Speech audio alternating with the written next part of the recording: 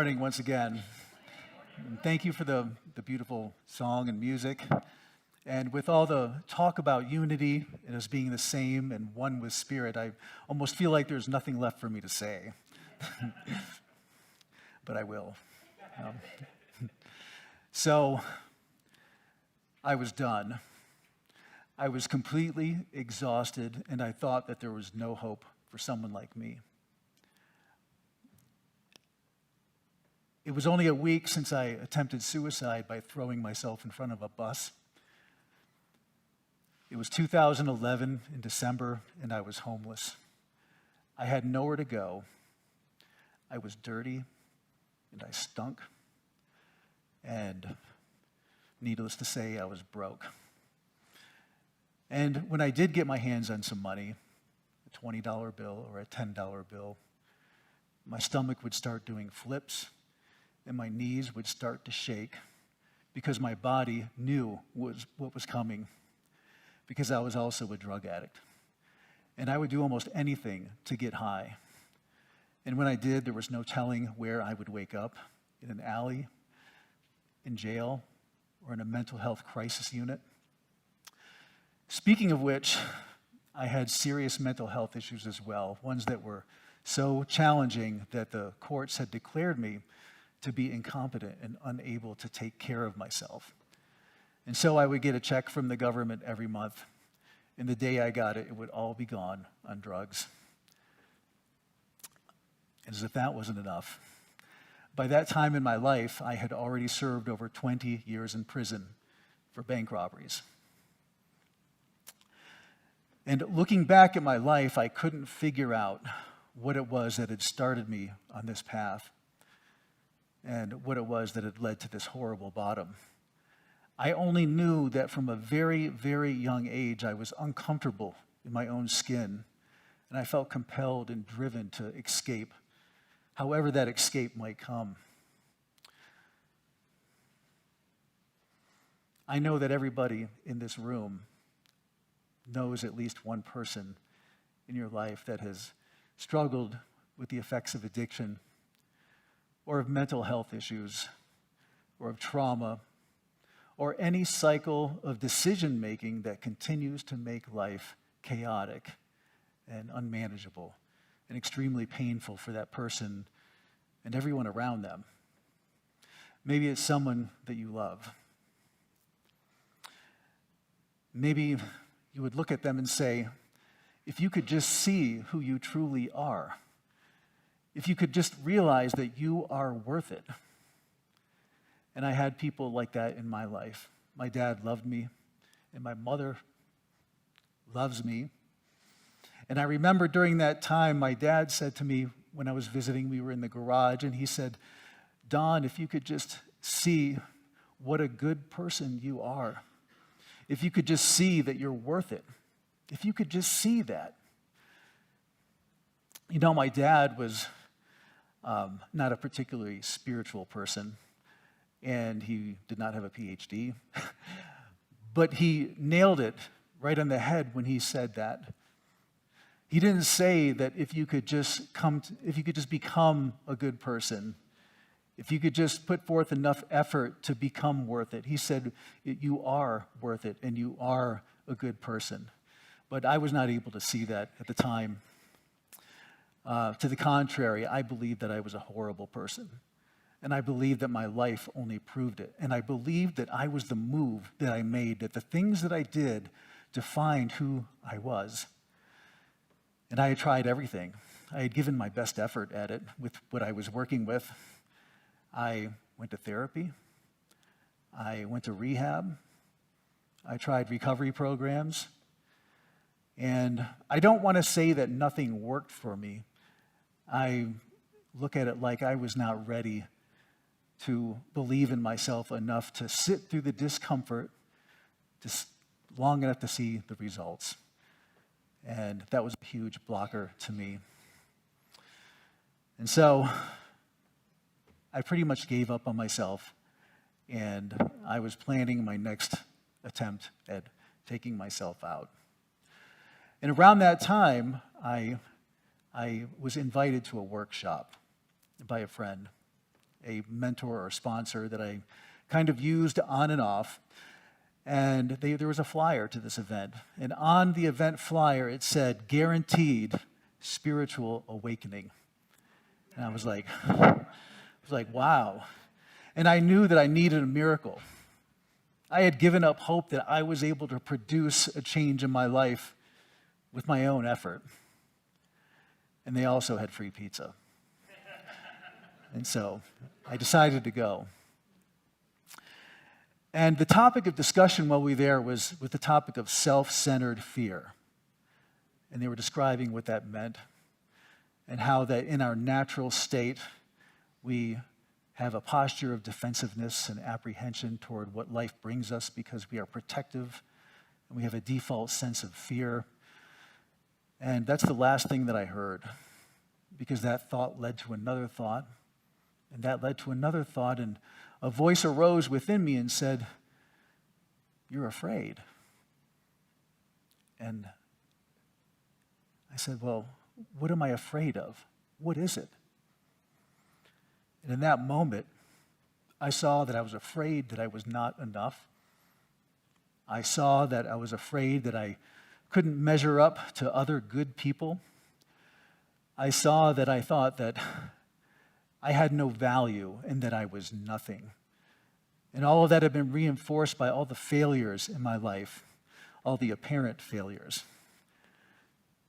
And I saw that, and this voice came to me and said, "Well, is it true?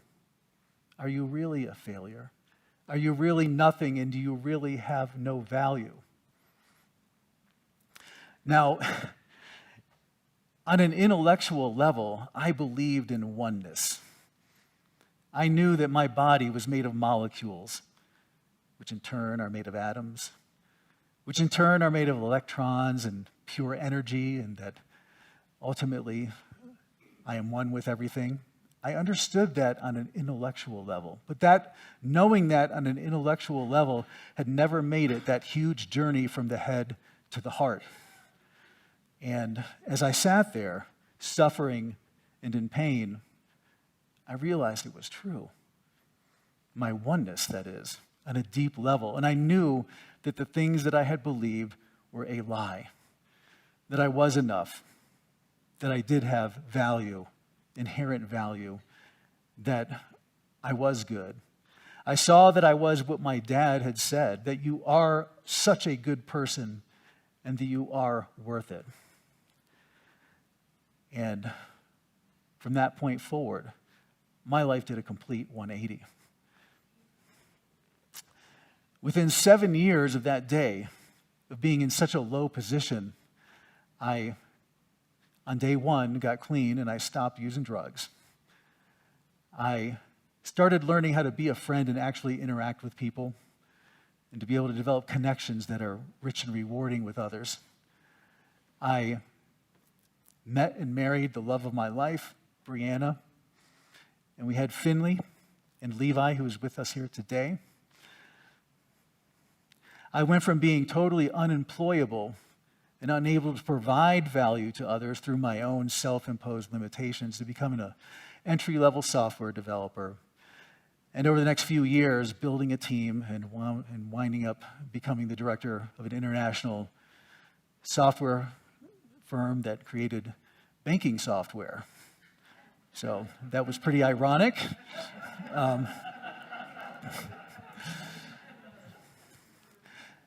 And we lived in Tampa Bay, Florida, and I went from being that homeless person to owning a house in the beautiful area of Tampa Bay, not far from the water. My wife taught yoga, and our kids were young. And I found myself at a certain point where the same emptiness that I felt that day began creeping back in because I got busy living life in a way that I attached a lot of value to my performance, to what I did, to what I could achieve. I was motivated. I had missed out on so much. I was driven to try to be great on some level. And for where I started from, I did. but I realized that I really wanted to reach out and help others. And I had this gnawing that I wanted to be of service. And so I did. I started speaking at high schools. I began writing a book, which ultimately became The Prison Within, a memoir of breaking free. And at one point, I and my wife and our kids decided to pack it up and move during COVID. And we got an RV and we started traveling around the country and exploring. And I was working remotely.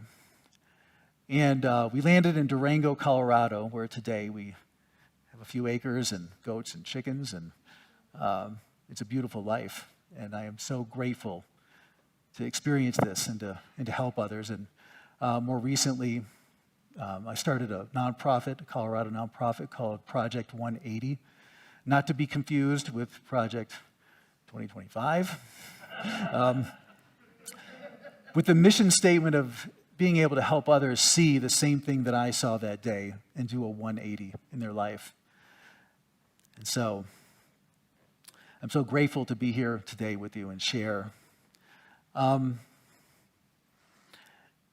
I look back on the change that took place in my life, I know that the core of that was being able to see myself in a different way, to be able to see myself in truth as I truly am.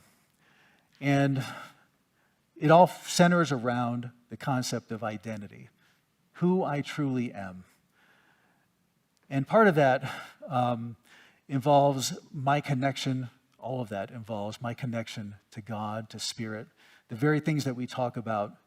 And there are three elements to that I would like to share with you that have been extremely important today, in which I share with others when I help them. And the first of which is that you and I, we are not our bodies. And that might seem like a no-brainer given that we are in the Unity Fellowship. It might seem that a no-brainer knowing that we are one with Spirit and that we say this, but it's a difficult thing to accept and to practice in our life, I have discovered. Because when we were born, our brain began writing a narrative in our own consciousness. And it did not seek our permission when it began doing this. One of the first things that we realized when we were a newborn is that we only occupied a certain amount of space, that we had limited space. We quickly realized that we were dependent upon things outside of ourselves to sustain us and to help us live. We quickly realized that we were limited in strength and ability. And as we learned other things and became toddlers, we were most likely given a name, an identity, a religion. We had a race. We had all these defining characteristics that identified and limited us as to how we conceived ourselves and thought of ourselves. And before long, we realized that our time on earth is limited as well. And so our instinct is to protect our identity, to protect this person that we think that we are.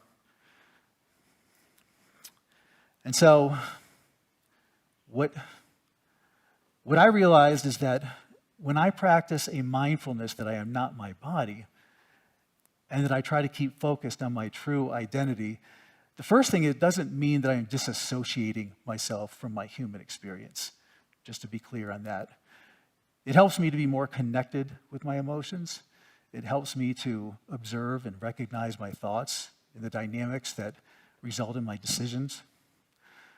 I have found that who you believe you are, that is your identity, is the most powerful force there is when it comes to shaping your thoughts and your actions and consequently your reality. And that has played out in my life for sure. The second principle, and which is so vast, I'll focus on one part of it, and that is who we are in spirit. Our identity in spirit, our identity as one with God, as an expression of God in spirit. And that is that we have no limitations, that we are sufficient, and that we have everything we need and are connected to an infinite amount of resources. We speak of spiritual growth a lot.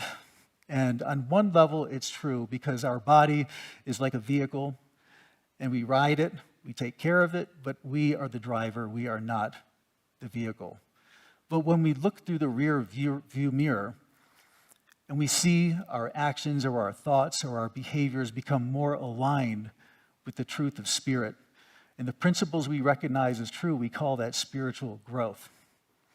That we are growing, that we are becoming more spiritual, that we are becoming more aligned with what is true. And on one level that's true, but on another level it is not, because you can't improve perfection. We are good just how we are.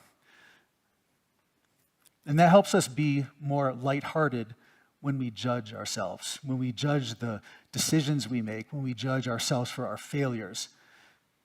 We can take ourselves not so seriously and know that although we do what we can while we're in this body, that there's no reason to judge ourselves or be unkind toward ourselves, because our true self is perfect, complete, and needing nothing. So we're not our bodies. We are an eternal spiritual expression of God. And so what do we do with that? What are we supposed to do while we're here? I believe that God says to each and every one of us, your dreams are my gift to you.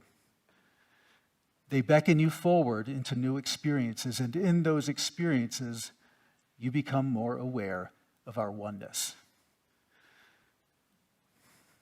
So I know for me, I believe I have a purpose, and I believe I have a meaning, and I believe that everyone here, whether it's dim or whether it's very vivid, has an idea of what their dream is, what they want to do.